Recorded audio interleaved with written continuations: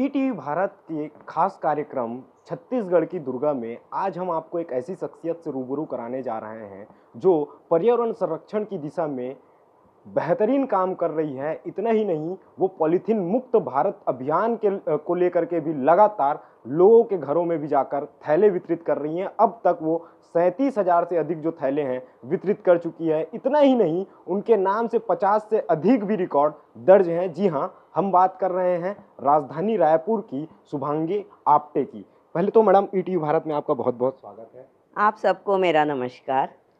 Madam, आप काफ़ी लंबे समय से जो है पर्यावरण संरक्षण की दिशा में आप काम कर रही हैं। इसकी मुहिम की शुरुआत कैसे की आपने? 2008 में जब मैंने देखा कि हर रोज़ हम लोग पेपर में पढ़ते हैं कि गौमाता की मृत्यु हो रही है प्लास्टिक खाने से, उसके अलावा हमारी उपजाऊ ज़मीन खराब हो रही है और सबसे बड़ी बात कि हमारा स्वास्थ्य खराब हो रहा है। तो इन सब को देखते हुए मेरे मन में विचार आया कि क्यों ना हम इस दिशा में कार्य करें। तो फिर सोचा क्या किया जाए। तो याद आया कि हमारे दादी नानी के ज़माने में तो हम कपड़े की थैलियाँ ही लेकर जाते थे। तो फिर ये विचार आया कि क्यों ना ये मुहिम चलाई जाए कि कपड़े की थैलियों का उपयोग करें और प्लास्टिक का न करें। और फिर उस दिशा में मैंने पहले छोटे तौर पर काम शुरू किया। घर में ही मेरे पास जो नया कपड़ा था उससे मैंने थैलियाँ सिलवाई और सबको बांटना शुरू किया। और मुख्यतः मैं स्कूली बच्चों को ज़्यादा बांटती थी, क्योंकि मेरा मानना यह है कि बच्चे किसी भी चीज़ को जल्दी आत्मसात करते हैं। फिर बाकी जैसे कार्यक्रम होते थे, महिला दिवस का कार्यक्रम हुआ, सब्जी बाज़ार हुआ, बैंक में हुआ, सभी जगह मैं कपड़े की थैलियाँ देती थी और यही संदेश देती थी कि प्लास्टिक का उपयोग न करें, कपड़े की थैलियों का उपयोग करें। तो मेरे इन सब कार्यों को देखते हुए 2014 में मुझे मोर रायपुर में नो प्लास्टिक कैंपेन के लिए ब्रांड एम्बेसडर बनाया गया है। ग्रीन इंडिया परिवार की तरफ से ग्रीन एम्बेसडर बनाया गया है और अभी तक मैं 37,000 से भी ज़्यादा कपड़े की थैलियाँ खुद के खर्चे पे बांट चुकी हूँ। चूँकि अभी 2021 में मेरा टारगेट था 50,000 थैलियाँ पूरी करने का, लेकिन अभी की परिस्थितियों के कारण वो नहीं हो पाया, लेकिन जल्दी ही मैं उसको करूँगी। और मेरा यही मानना है कि 3 बातें हमें ध्यान में रहना चाहिए, हमारी गौमाता की मृत्यु न हो, क्योंकि आए दिन हम सुनते हैं कि गौमाता की मृत्यु हुई, उसके पेट से पॉलीथीन निकला। उसके बाद दूसरी बात है, उपजाऊ ज़मीन में यदि प्लास्टिक फंस जाता है तो 1000 साल तक भी डिज़ॉल्व नहीं होता है। और तीसरी बात हमारा स्वास्थ्य। हम आए दिन प्लास्टिक के डब्बे में गरम खाना रख के खाते हैं, बच्चों को उसी में खाना देते हैं। तो इन सब को देखते हुए हमको तीनों चीज़ों का ख्याल रखते हुए ज़रूर इस काम को करना चाहिए। और अभी तो हमारे माननीय प्रधानमंत्री जी ने भी ये मुहिम चलाई है कि स्वच्छ भारत और स्वस्थ भारत। तो जब तक स्वच्छता नहीं रहेगी तो स्वस्थ भारत कैसे होगा। तो ये हमारी जिम्मेदारी है कि हम इस दिशा में कार्य करें। खासकर मैं मेरी बहनों माताओं से ये कहना चाहूँगी कि हमें इस बात का बहुत ध्यान रखना चाहिए, क्योंकि हम घर चलाते हैं और यदि हम घर में खुद अनुशासित होंगे तो कहीं ना कहीं हम जरूर सबको अनुशासित कर एक सकेंगे। चीज़ ये है, चूंकि आप काफ़ी लंबे समय से आप इतने हजारों थैलों का वितरित कर चुके हैं, कपड़े के थैले। ये कपड़े के थैले आप लाती कहाँ से हैं? किस तरह आपको सहयोग मिलता है? मैं शुरुआती दौर में तो रोज़ 2 घंटे सभी टेलर्स के यहाँ घूम के कपड़ा इकट्ठा करती थी। उस समय थोड़ी कठिनाई ज़रूर आई, क्योंकि लोगों को लगता था कि ये कपड़ा ले जाके क्या करेगी। तो मैंने उनसे ये कहा कि मेरा जिस स्कूल में कार्यक्रम है आप आइएगा, देखिएगा, यदि आपको ऐसा लगता है कि देखने के बाद देना चाहिए तो आप दीजिए। फिर बाद में धीरे धीरे लोगों को विश्वास हुआ, लोग कुछ मेरे साथ जुड़े। फिर जब पेपर में आता था उसके बाद उनको लगता था कि नहीं, ये सही में कपड़े के थैले बांट रही हैं। और आपको बताऊं, आज 12 साल के बाद की स्थिति ये है कि मुझे किसी के यहाँ भी कपड़ा लेने जाना नहीं पड़ता। जिनसे मैं एकत्रित करती थी वो खुद घर में कपड़ा ला कर देते हैं। और कुछ महिलाएं तो हैं जो सिलाई जानती हैं, वो बेशक मेरे यहाँ से कपड़ा भी लेके जाती हैं, सिलाई करके ला देती हैं। और मैं जो भी कप थैली सिल के लाता है उसको 4 रुपये थैली के हिसाब से मैं मेरे खर्चे से देती हूँ। मैं किसी से भी इस काम के लिए एक भी पैसा नहीं लेती, क्योंकि मेरा ये मानना है कि यदि हम समाज कार्य के लिए निकले हैं और दूसरे से पैसा लेके यदि हम ये कार्य कर रहे हैं तो उसमें वो आत्मिक संतुष्टि नहीं मिलती जो मुझे मिल रही है, और इसका मैं शब्दों में बयान नहीं कर सकती। ये बताइए, ये थैले वितरित करने का अचानक आपके मन में कैसे आया ये? वही इसीलिए आया ना कि जो भी आता था हाथ में प्लास्टिक की थैली लेके आ रहा है। तो बीच में तो मैंने ये भी शुरू किया था कि जैसे मैं बाहर निकलती थी तो 8-10 थैले अपने साथ रखती थी। जो भी भाई प्लास्टिक में लेके आ रहा है उनको रोकती थी, उनको बोलती थी कि आप ये कपड़े का थैला लीजिए, प्लास्टिक का मत लीजिए। तो शुरू में लोगों ने कहा कि आपके अकेली के थैला बाँटने से क्या हो जाएगा? लेकिन यदि ऐसा हर कोई सोचे तो ये नहीं हो सकता ना। बीच में मैंने एक और ये शुरू किया था कि जो मुझे 1 किलो प्लास्टिक की थैली लाकर देगा, उसे मैं 1 कपड़े की थैली दूँगी। तो मेरे यहाँ बोरा भर के प्लास्टिक इकट्ठा हो गया था। लोग मेरे को बोलते थे इसका आप क्या करोगे? तो इससे मैं इको फ्रेंडली ब्रिक्स बना रही हूँ। आजकल इको फ्रेंडली ब्रिक्स बन रही हैं, जो हमारे प्लास्टिक की पानी की खाली बॉटलें रहती है, उसमें ये मैंने देखिए यहाँ एक रखा हुआ है, रंग-बिरंगी प्लास्टिक की थैलियाँ उसमें भर के रखी हैं और उनसे आजकल कई जगह तो स्टूल बनाए जा रहे हैं, गार्डन में बाउंड्री वॉल बना रहे हैं। यानी किसी भी तरह जो हानिकारक प्लास्टिक है, वो इधर-उधर न बिखरे, इधर-उधर कचरे में न जाए, यही मेरा उद्देश्य है। और जैसे मेरे को लोग ये भी बोलते हैं कि इतना आप खर्चा करती हैं, कहाँ से पैसा आता है? तो मैंने मेरे लिए एक ये रखा है कि मैंने 15 साल से, जैसे हम महिलाओं की एक वीक पॉइंट रहता है कि महँगे कपड़े और गोल्ड, तो ये दोनों चीज़ें 15 साल से मैंने मेरे लिए नहीं खरीदी हैं और मेरा ये जो खर्चा है, ये मैं मेरे इस काम में लगाती हूँ और उसका जो आनंद आता है, वो शब्दों में बयान नहीं हो सकता।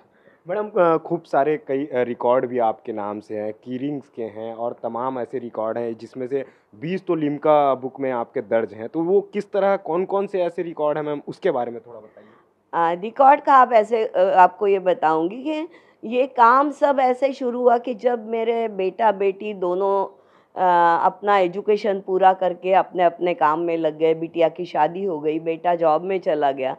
तो 2005 में मैंने ये सोचा कि अब जैसे लोग बोलते हैं ना कि अब तो हम रिटायर हो गए हैं, अब क्या करें, बच्चे बाहर चले गए, समय व्यतीत नहीं होता। तो उस समय मैंने ये सोचा कि अब अपने आप को कहीं तो भी बिज़ी रखने का समय आ गया है और अपने जो शौक हैं, वो पूरे करने चाहिए। तो जैसे बोलते हैं ना कि जहाँ चाह होती है, वहाँ राह भी निकलती है। उसी समय अचानक एक बार मेरे को टीवी पे एक विकलांग बच्चे का इंटरव्यू देखने मिला। वो बच्चा जो था, वो सीज़ पेंसिल का करेक्शन करता था। देखिए, वो विकलांग था, फिर भी करता था तो लोग उसको ला के देते थे। उसने रिकॉर्ड बनाया। तो फिर मैंने कहा विकलांग बच्चा हो के वो इतनी हिम्मत कर सकता है तो हम क्यों नहीं कर सकते। तो उस समय क्या था, मेरे हस्बैंड मेडिकल रिप्रेजेंटेटिव के जॉब में थे और हम लोग को घूमने का बहुत शौक था। तो जहाँ भी जाते हैं हम लोग की रिंग ज़रूर खरीदते हैं। जैसे अपन ताजमहल देखने गए, की रिंग ज़रूर खरीदेंगे, कुतुब मीनार गए, खरीद। और हमारे पास गिफ्ट की भी बहुत सारी की रिंग उस समय आती थी जो डॉक्टर्स को देने के लिए काम आती थी। तो फिर मैंने घर में जो थी वो इकट्ठा की, फिर कुछ बच्चों के जो टॉयज़ थे उससे बनाई, फिर लोगों से माँगना शुरू किया। शुरू में लोग बोले कि ये क्या कुछ भी करती रहती है, और फिर संयोग बोलिए कि उस समय मुझे एक परिचित ने बताया कि लिम्का बुक वाले ये रिकॉर्ड लेते हैं। तो फिर मैंने 2 साल पूरा उसका कलेक्शन किया। जब मेरे पास 3,500 की रिंग जमा हो गई, तो मैंने गजानन मंदिर तात्यापारा में इसका एग्ज़िबिशन लगाया। उस समय यहाँ के राज्यपाल जो सेठ जी थे, उनकी धर्मपत्नी वीणा सेठ जी, उनको मैंने उसके इनॉग्रेशन के लिए बुलाया था। वो मेरा पहला एग्ज़िबिशन था और उसके बाद मैंने वो सारे जो उसके डॉक्यूमेंट्स हैं, फ़ोटोग्राफ्स हैं, वीडियोज़ हैं, सब लिम्का में भेजे और 2007 में मेरा पहला रिकॉर्ड लिम्का बुक में दर्ज हुआ। और फिर जैसे वो सिलसिला ही बन गया, उसके बाद एक के बाद एक के बाद, तो अभी तक मेरे 56 रिकॉर्ड अलग-अलग रिकॉर्ड बुक्स में दर्ज हो चुके हैं। उसमें कीरिंग कलेक्शन है, विजिटिंग कार्ड है, होटल मेन्यू कार्ड है, रुमाल है। फिर मैंने ब्लाइंड बच्चों के लिए 2 किताबें पब्लिश की हैं जो ब्रेल लिपि में हैं, जो दिव्यांग भाई-बहन हमारे देख नहीं सकते, उनके लिए। तो वो बुक का भी रिकॉर्ड है। स्मॉलेस्ट भगवद गीता है, सिल्वर बर्थडे इनविटेशन कार्ड है, पॉकेट रंगोली बुक है। तो अभी तक चल रहा है। अभी लेटेस्ट मैंने जब कोविड में जब हम लोग बाहर नहीं निकल पा रहे थे, उस समय भी मैंने मास्क का कलेक्शन किया है अलग-अलग प्रकार के। तो ये हॉबी है मेरी और इसको मैं निरंतर करती जा रही हूँ। मैम आपने तकरीबन 900 जो है रंगोली किट भी आपने बच्चों को वितरित किया, तो ये मन में कैसे आया कि रंगोली किट वितरित की जाए बच्चों को? मैं हर साल कोई तो भी ऐसा नया कुछ करने का सोचती हूँ। तो फिर जैसे हमारे यहाँ नवरात्रि में वैसे भी और हमारे हिंदू इसमें रंगोली का तो महत्व है ही है ना। तो फिर मैंने सोचा क्यों ना कन्याओं को रंगोली किट दी जाए। तो एक एक रंगोली की जाली, उसके साथ एक एक रंगोली का पैकेट, और वो भी मैंने मेरे कपड़े के थैलों में डाल के दिया। तो हिंदू संस्कृति और पर्यावरण दोनों एक साथ, तो एक बहुत अच्छे इवेंट हुए। 2-3 स्कूलों में हमने किया। उसके अलावा एक नवरात्रि में हमने दिए दिए और बत्ती, ये काली मंदिर के वहाँ खड़े होके जितने लोग आए गए नवरात्रि के पहले दिन उनको दिया। तो ऐसा लगता है कि नया नया कुछ तो भी करना चाहिए, और भगवान की दया से एक एक आइडिया आता जाता है और वो पूरा हो रहा है। सबसे खुशी की बात ये है। मैम, आप एक महिला हैं, नवरात्रि का पर्व है, कहीं न कहीं महिलाएँ एक नारी शक्ति की कहीं न कहीं हमारे देश में मान्यता है, उनको नारी शक्ति का दर्जा दिया गया है। आप एक महिला हो के तमाम रिकॉर्ड आपके पास हैं और इसके अलावा आप पर्यावरण संरक्षण की मुहिम की दिशा में आप काम कर रही हैं। लोगों को, बाकी अन्य जो महिलाएँ हैं, उनको क्या कुछ आप संदेश देना चाहेंगी? मैं ये कहूँगी कि हर महिला में कुछ ना कुछ गुण होता है, वो छुपा रहता है, और अपने को कहीं भी कम न समझें। एक बात पक्की है कि हम महिलाएं यदि किसी चीज़ को ठान लेते हैं तो हम उसको ज़रूर पर, लेकिन क्या है, केवल उसके लिए दिशा मिलनी चाहिए। और पूरा दिन तो हम घर के लिए, परिवार के लिए करते ही हैं। मेरा कहना यह है कि दिन में कम से कम 1 घंटा अपने लिए निकालिए। ये पढ़ने की शौकीन है, पढ़िए। कविता करती हैं, कविता करिए। लेख लिखती हैं, कुछ तो भी करिए। अपने को निष्क्रिय मत समझिए। हम किसी से भी कम नहीं हैं, और बिल्कुल महिला शक्ति को तो आगे आना ही है और काम करना ही है। एक बात और कहूँगी कि जिनको मुझसे मदद की आवश्यकता है या मेरे से मिलना चाहती हैं, मैं उनको भी बताऊँगी। और जब हम काम करने लगते हैं तो अपने आप दरवाजे खुलते हैं। हम यदि कुछ करेंगे ही नहीं तो कौन हमको आके बताएगा।